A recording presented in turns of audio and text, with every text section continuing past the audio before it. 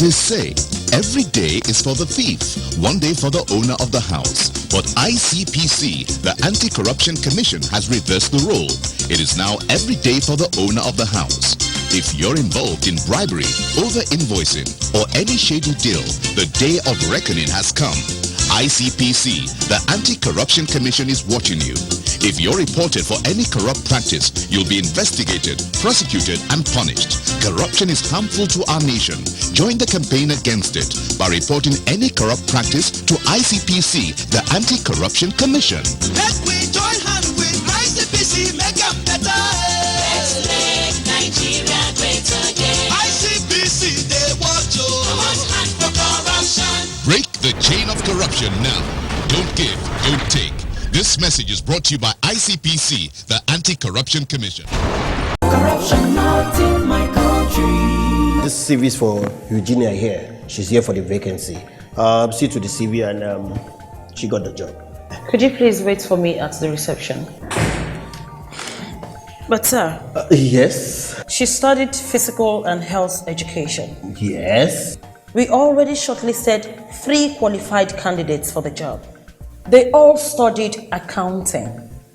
With all due respect, sir, we need qualified people in the accounts department. People who are good with figures. How do you know that she does not understand what figures are? But why do we need a square peg in a round hole? What is important here is to fill in the vacancy. Anyhow, I will take. I can't be a part of this. That is a language of corruption. And corruption, not in my country. Corruption not in my country. Presently, the least likely quarters where examination malpractices should find encouragement is where it seems to be getting its nourishment. Viewers, today on the program, we shall be looking at how some parents, yes, parents aid their wards in examination malpractice and how this has negative effects on nation building. Also on our menu, we shall bring you updates on anti-corruption stories, a bit of character building, drama, ethics, and values. First, let us join Ruth Awodi for anti-corruption stories.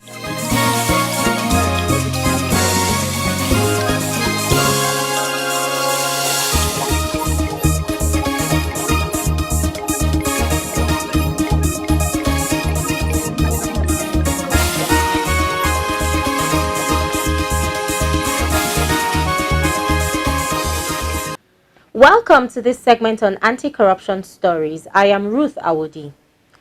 ICPC had recovered over 200 properties, including plazas, bungalows, and mansions from suspected corrupt individuals in the last 8 months. Chairman of the Commission, Professor Bolaji Owasonye, who stated this at a meeting with the management of the Nigerian Institute of Advanced Legal Studies, NIALS, added that ICPC was on course to recover additional 100 to take the number of recovered properties to 300 before the end of the year.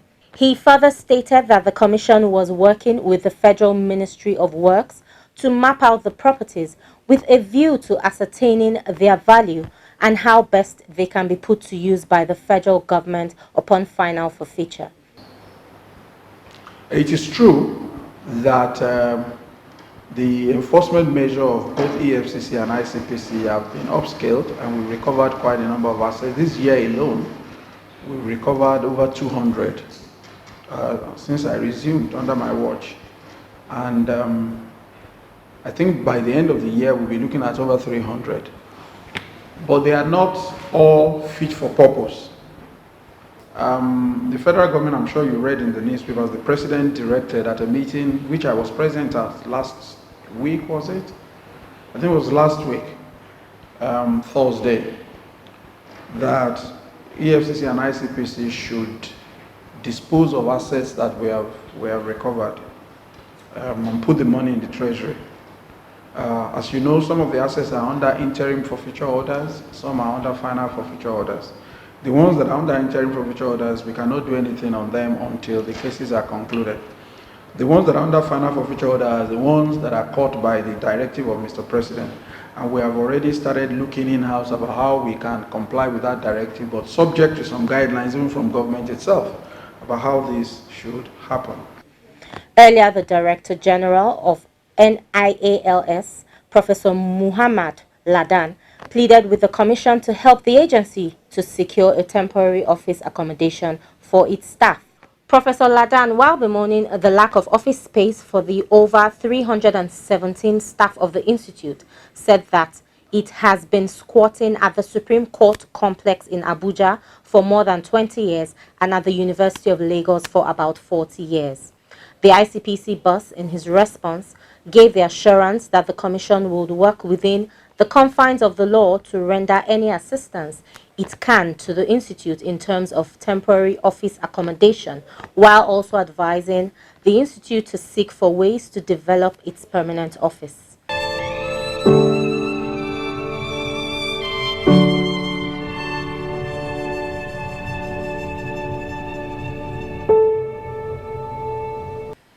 In another development, the Anti-Corruption Academy of Nigeria, ACAN, Kefi, Nasarawa State, the training arm of ICPC, has graduated a pool of 49 staff from its Basic Investigation and System Study course number 4.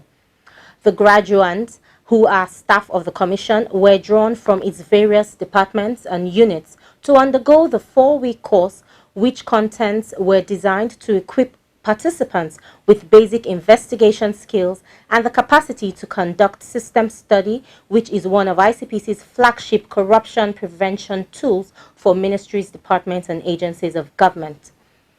The graduation ceremony organized for the participants had in attendance the chairman of ICPC, Professor Bolaji Owasonye, represented by one of the Commission's board members, Honorable Olubukola Balogun. Present also were 2 other members of the board, Honorable Titus Okolo and Honorable Obiora Igwedibia. The provost of ACAN, Professor Shola Akinyade, as well as heads of departments and units of ICPC. I want to congratulate the participants. Without you, there will be no commission. You are very, very vital to our work with the Commission, and I dare say the country. Like I said when we met last, you are part of that chain that must not be weak, because we are all moving forward. And if we say the Commission is moving forward, it means individually we are moving forward in our lives. You may not come in green like me if I'm to talk about basic investigation and system study. But now you have sharpened your skills. The Academy has opened you up to new areas.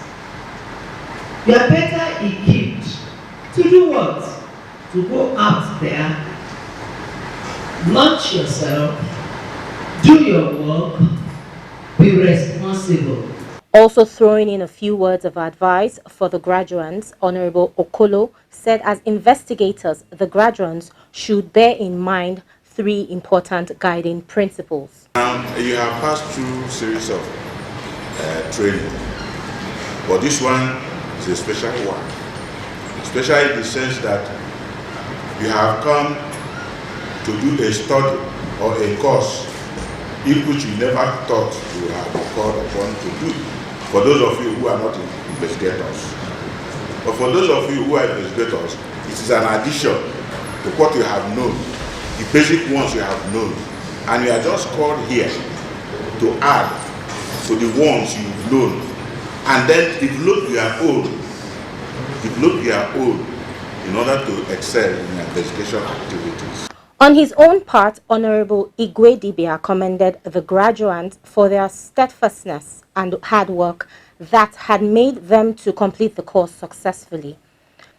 The provost of ACAN in his remarks said he was pleased that the graduates had shown great commitment and seriousness all through the course and reiterated the Academy's resolve to improve the capacity of ICPC staff for the Commission to achieve its mandate.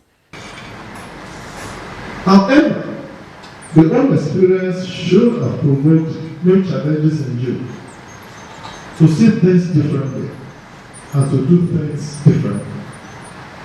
You should have been motivated to become better at your duties, even if your primary assignment in the commission has nothing to do with investigation.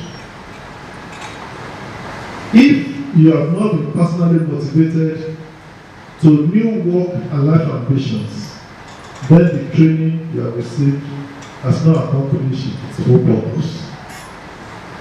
For participant observers, you will have noticed that the narrative of the Commission has witnessed significant changes in the past couple of months, particularly since the establishment of this new purpose. There is a significant commitment to adding new skills to staff and upgrading our thoughts and the way we perceive and perform our duties.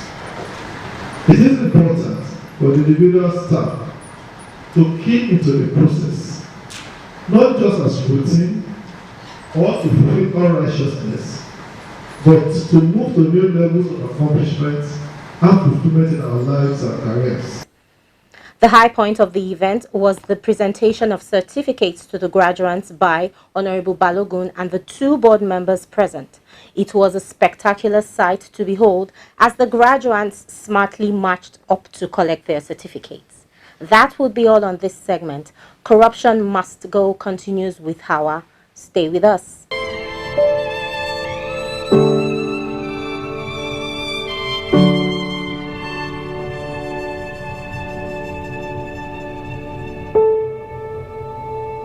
Welcome back. If you are just tuning in, this is Corruption Must Go.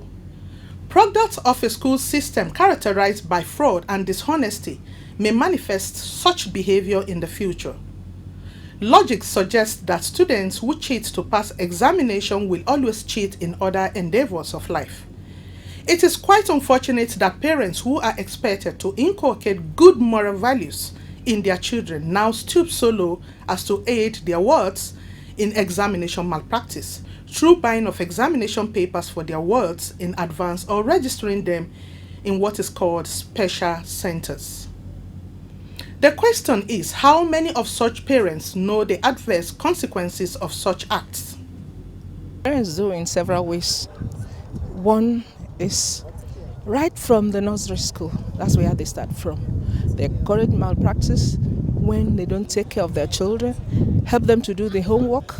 Sometimes you see when children bring work from school, rather than put the child through the homework, the mother or the father or the caregiver would answer the questions, write it for that child. Tell me, how is that child going to be competent? There's no way. Another, as they go on, you find out there are more and more corrupt practices on the part of parents. If, for example, a child has done common entrance into secondary school, some of them go to buy these question papers. They walk through the question papers and the answers are given at the exam hall. Tell me, how can that child go through that secondary school successfully and then it goes on to the university? I don't know whether it happens now, but in the past they used to buy jam marks. They would buy jam marks, and when that child gets to the university, he cannot cope. In the past, they used to drive them out of the university. After first year, you cannot cope with the course, and then you are driven out of the university because you have stolen the opportunity of all the children that are better qualified than you, who has no background whatsoever. The parents should take care of their children, teach them properly. If they are not able to, they should employ teachers that will teach them so that they can have a good background, and so they will be able to compete when it's time for them to take examinations, rather than go take them to special centers to do JAMB, buy question papers for them. That is the basis of corruption, because that child now believes that you can get anything done by buying papers, by buying positions, by buying all things. They believe that money buys all that they want. And when it comes to employment, they do the same thing for them. So parents should learn to teach their children morals, that they should be able to compete with other children, that they should be well equipped from home. The primary problem is the fall in the values of the average Nigerian. So many years ago, young men knew that if they did well in school, the sky is their limit. And we expect that a student who has gone through 5 years at the university ought to have built into his values the ability to not only to sustain himself, but also to carve a niche for himself in the society. When values fail, we hear situations where people who are unfit for the universities went to the universities because of public acceptance of what we think is bad. It no longer mattered for a parent to give money and sponsor his child into university through the back door. And when I say back door, I mean paying for admission. And because values fell, it became difficult for even the parents to control the children. So a child that grows up to that system would find it almost impossible for him to stand alone without leaning on somebody. A good graduate in architecture or survey or any of the professionals knows that he can stand on his own without assistance from his parents. In the good old past, most of us went to university. Our fathers only knew when we got admission, when we knew that we'll need this assistance. 2, sometimes we also overpressurize our children. When you force a child to go and study what he does not want to study, or when you push a child because you want him or her to go to university, just go there and study subjects that not even have any interest, subjects that just exist on paper, subjects that the economy does not require. Nowadays, parents don't believe that their children can pass any exam without helping them. It's either they look for questions before time or they look for marks after marking. They just want their children to get through the education by all means, even if they don't know anything. So you see, in those days when we were in school, I don't know where my father did not know anything. I looked for admission myself. I studied myself. I did GC. I did everything myself, and that's why I had my good results. So with that, I think that should be what should be the aim of every parent. My parents never followed me, or they didn't know where the examination body is. But now, parents can go as far as where the examination body is. It does not happen in the WAEC, uni alone. It happens also in the universities. They go and beg lecturers for marks. They go and beg lecturers for that. Then when you look at the professional bodies too, people will be looking for professional questions before they something.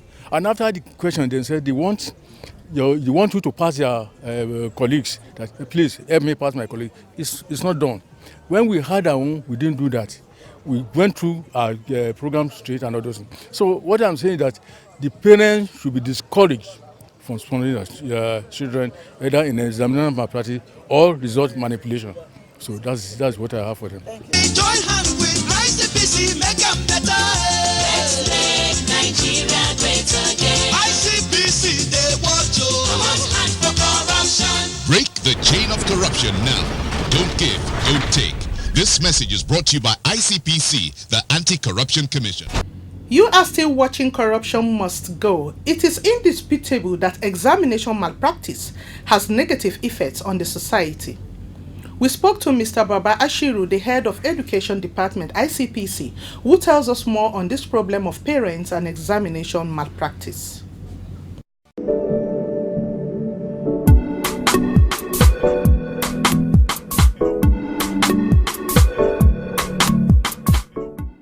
First of all, let us understand the problem of exam malpractices. When we say exam malpractices, we are talking about manipulation of examination processes to confer oneself grades that are not deserved, that one does not deserve. That is manipulation of examination malpractices to confer oneself undue advantage. It takes various forms. Sometimes it is perpetrated by the student alone without even the knowledge of the teachers.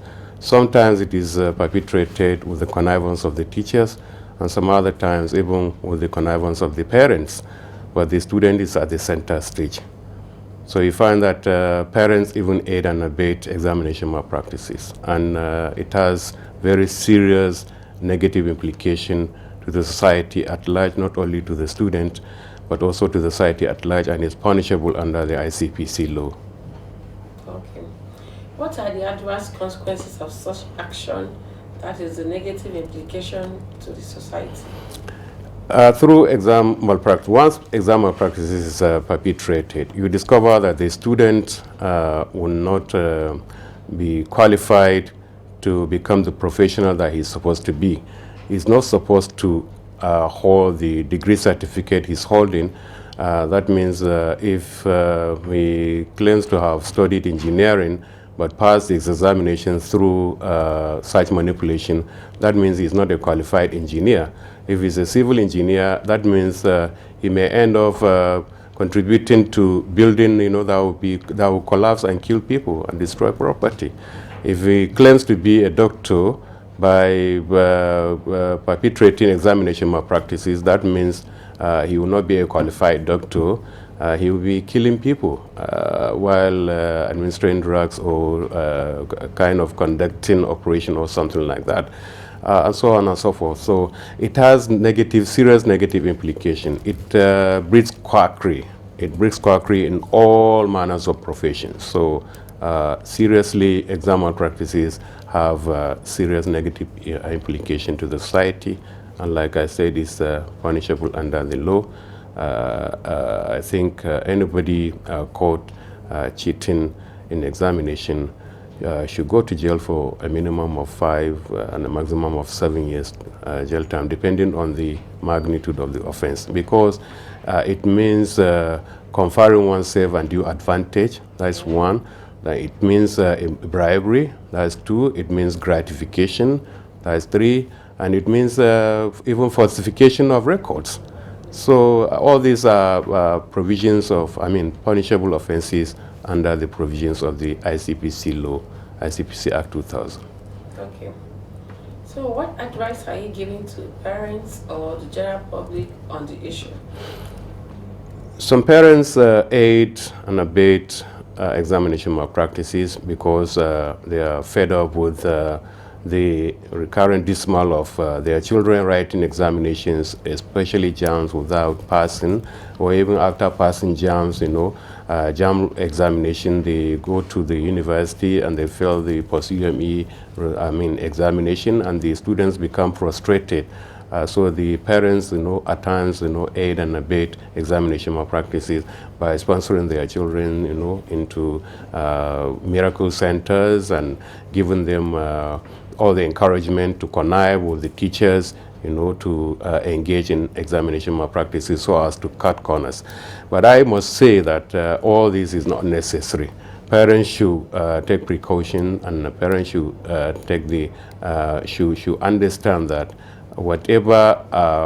whenever they encourage their children to engage in exam malpractices, will have a negative consequence on not only their child or their children, but also on them as parents, because whatever problem the child gets involved in future will bounce back on the parents. So, and then they are not helping the society.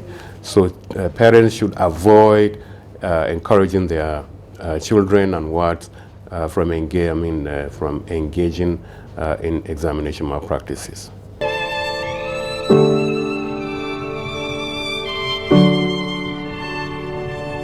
Education, without doubt, is the bedrock of societal development. Therefore, any impediments to good education ought to be eliminated by all stakeholders, including parents. Meaningful progress can be made if every parent who is involved in this despicable practice turns over